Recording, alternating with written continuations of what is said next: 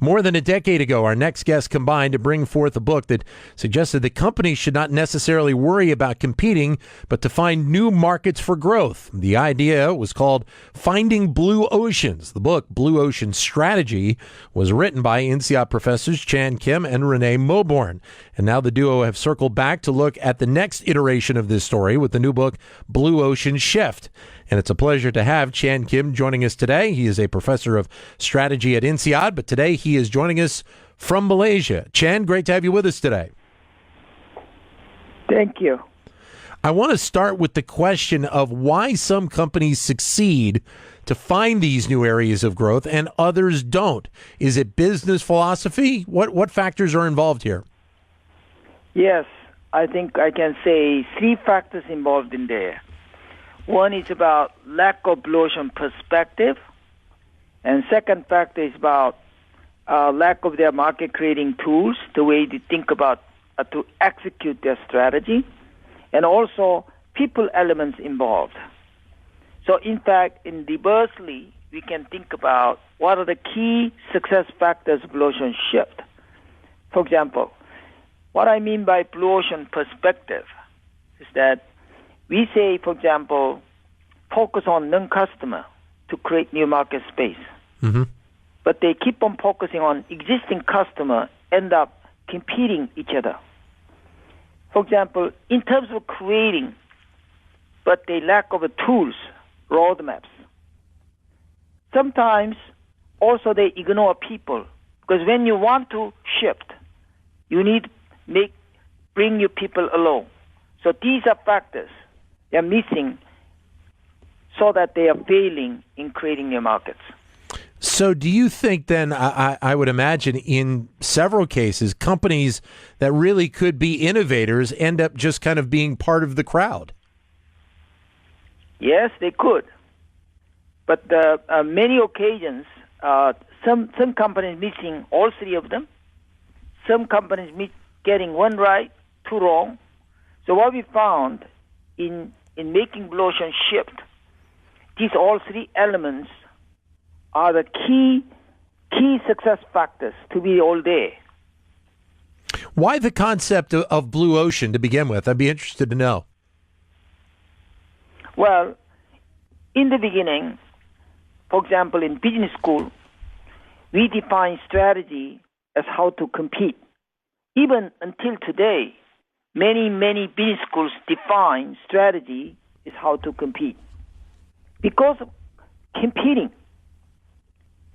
and when supply far exceeding demand, by winning, beating your neighbors, has certain limited margin to produce. So that if you don't create the demand, there's no way you can grow anymore. Beating your neighbors, not enough. So we found red ocean as defined by crowded market space with a bloody competition. On the other hand, blue ocean being the uncontested market space, there are lots of growth come from this uncontested market space. So we found blue ocean is way to grow in systematic fashion. So that's what Blue Ocean was all about in the beginning. Okay. We are joined by Chan Kim, who is a professor of strategy at INSEAD. He is the co-author of the book Blue Ocean Shift with Renee Mauborgne. Your comments are welcome at 844-WHARTON, 844-942-7866. Or if you'd like, you can send us a comment via Twitter, and we will bring it up on the show that way, either at BizRadio111, B-I-Z Radio 111, or my Twitter account, which is at DanLoney21. So then if you're following kind of this blue ocean shift, this is a principle that really could be used by people or companies of any size, correct? Yes, correct. It can be startup. It can be established company. It can be individual. It can be even government.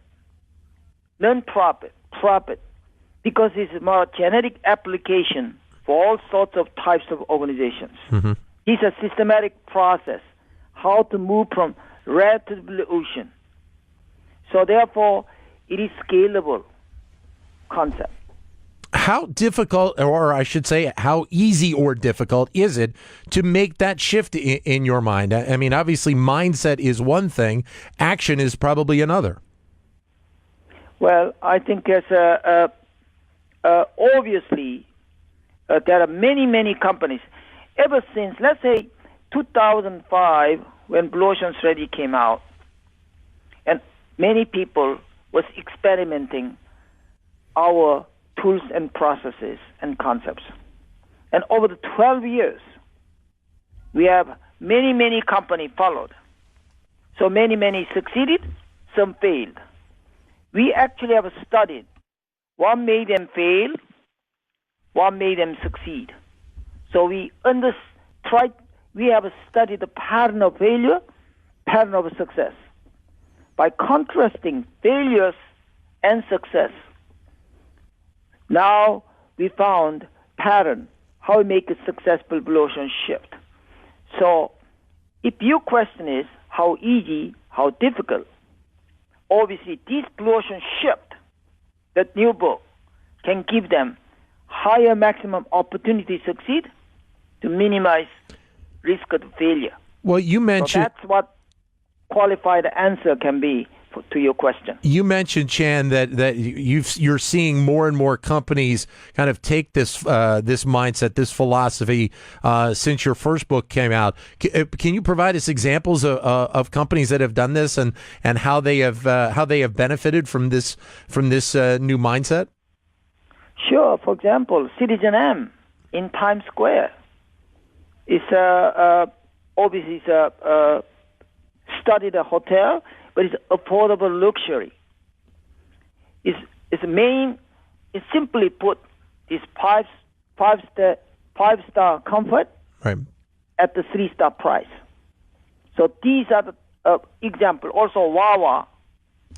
It happened to be a gas station who happened to sell food in restaurant, but they now changed it. Its restaurant also sells gas. So it's a huge quantum growth. This company has scaled up. Also, interesting company, SAP, in France, 150 years old, very old company. And they were making electronic French fry maker. And everybody assumed that producing French fry maker require oil. Right. They make French fry maker without using the oil. Obviously, in fact, it's a very marginal oil. Obviously, Oprah loves this machine. Yeah. So that she actually tweeted. That's why he pushed up the 5% market share overnight. So these are type of examples who followed. Also, Ted Darko in the small entrepreneur who took over the company, $6 million worth. And within 2 years, he sold this company $860 million to Johnson & Johnson. Mm-hmm. These are companies who adopted and followed the process to make a Blue Ocean shift. So Blue Ocean shift documented those successful examples by tracking what process they used, in what way they have done it, what kind of growth consequences they have produced. So there are many examples of entrepreneur, non-profits, profits, also even government. So these are Blue Ocean shift has fascinating many of those examples, how they made Blue Ocean shift in action. The phone number for you to join in with your comments or your questions is 844-WHARTON, 844-942-7866. Or if you can't get to your phone, you can ask your question via Twitter, and we'll bring it up on the show that way, either at BizRadio111, B-I-Z Radio 111, or my Twitter account, which is at Dan Loney, Loney 21. We go to Bozeman, Montana. Joe is on the line. Joe, welcome to the show. Thank you. So I've got a question here regarding adding new product lines or going into these new markets. I work for a software company, and we have a very strong footprint of complementary products. But one of the challenges that we face is that whenever we add a new, I could say, pillar to the product footprint, it can be disruptive to the sales force as well as internally with the company, because we have to start learning how to sell a new product, how to develop the new product, go-to-market strategy, and things like this. So I was wondering if you had any recommendations on how you can add these new blue oceans without causing too much disruption internally. All right. This is actually a good question. What I want to say that there are two forms of innovation and growth. One form certainly disruption. Disruption requires certain adjustment, as you described. But we should not forget another more important HAP we call non-disruptive creation, meaning there are many, many innovations that drive non-disruptive creation. For example, obviously, when you talk about non-disruptive creation, like a microfinancing industry, for example, and obviously the poor people has no access to capital. But these are non-customers who were never there before. But now, because of microfinancing, they were able to access to capital. Like a life coaching industry, $2 billion. It never existed 25 years ago, for example. Sesame Street, preschool edutainment, for example. LinkedIn. There are many, many possible lines you can add without disruption. So therefore, as an entrepreneur or as business executive, you should not only thinking disruption, but issue what I'm addressing here. Whenever you talk about adding, people think disruption. That's obviously one part, but smaller part. Bigger part is huge growth opportunity occur by having non-disruptive creation, adding that entire to the portfolio. I just want to emphasize point of the non-disruptive creation is under-leveraged, totally never used the concept in our business vocabulary. So it's important that Blue Ocean shift, introduce this concept into it to minimize disruption in the marketplace. Joe, great comment. Thank you very much for calling in. Greatly appreciate it. The phone number is Thank you. 844-Wharton, 844-942-7866. Or if you can't get to your phone, send us a comment via Twitter, either at BizRadio111 or my Twitter account, which is at DanLoney21. So you mentioned disruption. Let me bring up that topic for a second, Chan. How do you view disruption as a whole? Because it is obviously something that has been, it's been kind of the catchword and kind of the catch area in business for the last several years. Dan, that is really the question, a brilliant question I want to address because it's so important.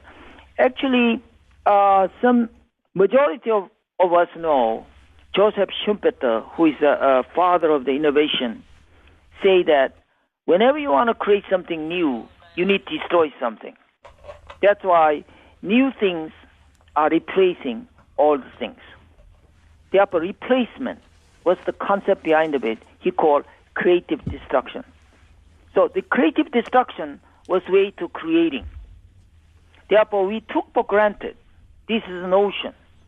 And then over time, of course, recently, concept of disruption came along.